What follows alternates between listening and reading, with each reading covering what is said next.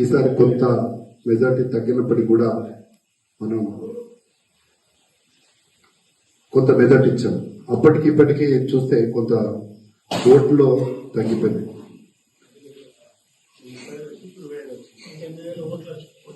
కాబట్టి సరే, ఏది ఏమైనా బండి సంజయ్ గారు 2,25,000 పైచిలకు ఈ పార్లమెంటు పరిధిలో వారికి మెజార్టీ ఇచ్చినటువంటి ప్రజానీకానికి, అదే ఆ ఓటర్ దేవులందరికీ కూడా ప్రత్యేకంగా ధన్యవాదాలు తెలియజేసుకుంటూ, రానున్న రోజుల్లో ఎందుకంటే అతి త్వరలో కూడా గ్రామ స్థాయి ఓట్లు ఉంటాయి. ఇప్పుడు బండి సంజయ్ సెంట్రల్ మినిస్టర్ ఉన్నాడు కాబట్టి మనం గ్రామ స్థాయిలో కష్టపడి పనిచేసిన వాళ్ళందరం కూడా ఒక వార్డ్ మెంబర్ నుంచి స్టార్ట్ చేస్తే వార్డ్ మెంబర్గా, సర్పంచ్గా, ఎంపీటీసీగా, జెడ్పీటీసీగా ఈ మండలం నుంచి, ఈ నియోజకవర్గం నుంచి కూడా మనం అందరము గ్రామ స్థాయి నుంచి కష్టపడినటువంటి ప్రతి కార్యకర్త కూడా కసిగా బండి సంజయ్కు ఏ విధంగా పనిచేశామో అదే విధంగా కూడా మనం ఇప్పటి నుంచే మనం కార్యాచరణ చేసుకున్నట్లయితే తప్పకుండా గ్రామ సర్పంచులుగా, ఎంపీటీసీలుగా ఎదుగుతామని ఒక ఆశాభావం వ్యక్తం చేస్తూ ఉన్నాం. ఎందుకంటే ఎలక్షన్లు కూడా ఇంకా తక్కువ, ఎందుకంటే ఈ యొక్క రేవంత్ రెడ్డి గారు రైతు రుణమాఫీ చేసిన తర్వాతనే ఎలక్షన్లకు వస్తామని చెప్పేసి మాయ మాటలు చెప్పి ఇప్పటి వరకు కూడా రుణమాఫీ కాలేదు. ఆ రుణమాఫీలో ముఖ్యంగా నేను ఒక బాధ్యుడిని. 2018లో 99,000 తీసుకున్నాను. ఇప్పటి వరకు కూడా కేసీఆర్ ప్రభుత్వం నాకు రుణమాఫీ చేయలేదు. అదేవిధంగా ఇప్పుడున్నటువంటి రేవంత్ రెడ్డి గారు కూడా నాకు ఆ 99,000 రుణమాఫీ కూడా రాలేదు. నిన్ననే 3 రోజుల కిందే లీగల్ వచ్చిందన్న, బ్యాంక్ నుంచి కట్టాలని చెప్పేసి నాకు లీగల్ నోటీస్ కూడా పంపించారు.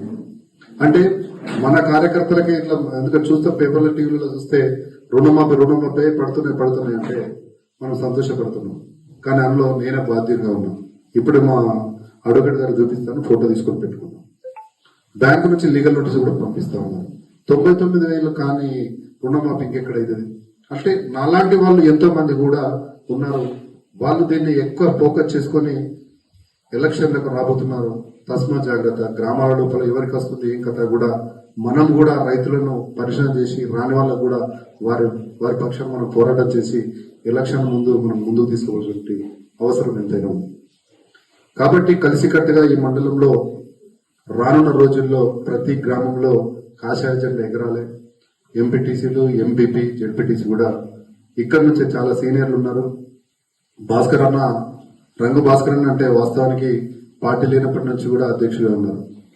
అప్పుడు మా మిత్రుడు అక్కడ స్కూల్ ఉండే ప్రశాంత్ విద్యానికేతన్ వచ్చినోళ్ళు, ఆ స్కూల్ ఆన్వెజ్ డేకి నేను వచ్చిన గెస్ట్ వచ్చినప్పుడు భాస్కర్ అన్న వచ్చి, అప్పుడు బీజేపీలో తక్కువ మంది ఉండే.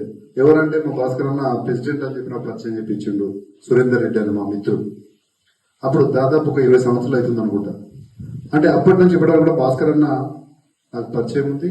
కాబట్టి ఇంకా సీనియర్లు చాలా మంది ఉన్నారు, వెంకన్న గారు కూడా ఉన్నారు. కాబట్టి పెద్ద గ్రామ పంచాయతీలకు సంబంధించిన వాళ్ళు ఉన్నారు. కాబట్టి వాళ్ళ సూచన సలహాలు తీసుకొని మనం మున్ముందు యువరక్తం కూడా ముందుకు రావాలి.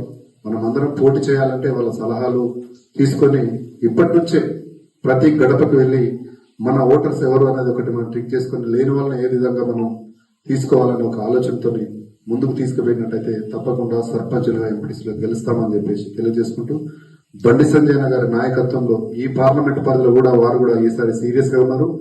పార్లమెంట్ పరిధిలో మొన్ననే అన్నారు, అసలు ఎంత మంది మీకు గెలిపించుకోగలుగుతాం బై ఎంపీటీసీలు, జెడ్పీటీసీలు, సర్పంచులు మనం ఖచ్చితంగా మన పార్లమెంట్ పరిధిలో తెలంగాణ రాష్ట్రంలో మొట్టమొదటి ఉండాలి.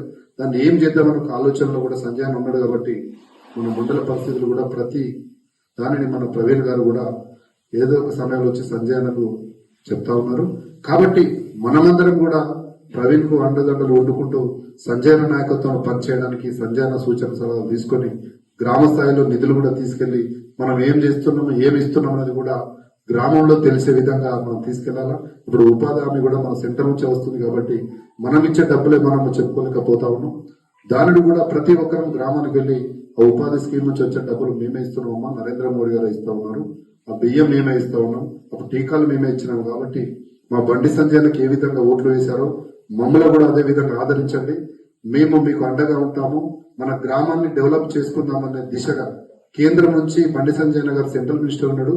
మేము నిధులు తీసుకొచ్చి గ్రామాన్ని అభివృద్ధి చేస్తామనే ఒక వాళ్లకు మనం ధీమా ఇచ్చినట్లయితే తప్పకుండా వాళ్ళు మన దిక్కు ఉంటారు. మనం గెలిచే అవకాశం ఉంటుంది. కాబట్టి ఈ సీనియర్లు చాలా మంది ఉన్నారు. వాళ్ళ మాటలు మనం తీసుకొని సంజయ్ నాయకత్వంలో భారతీయ జనతా పార్టీని మోడీ గారి నాయకత్వంలో ముందుకు తీసుకువెళ్దామని తెలియజేసుకుంటూ ఈ అవకాశం ఇచ్చినటువంటి ఈ మండల శాఖ అందరికీ కూడా ప్రత్యేకంగా ధన్యవాదాలు తెలియజేస్తూ ముఖ్యంగా ప్రవీణ్ గారికి ధన్యవాదాలు తెలియజేస్తున్నాం.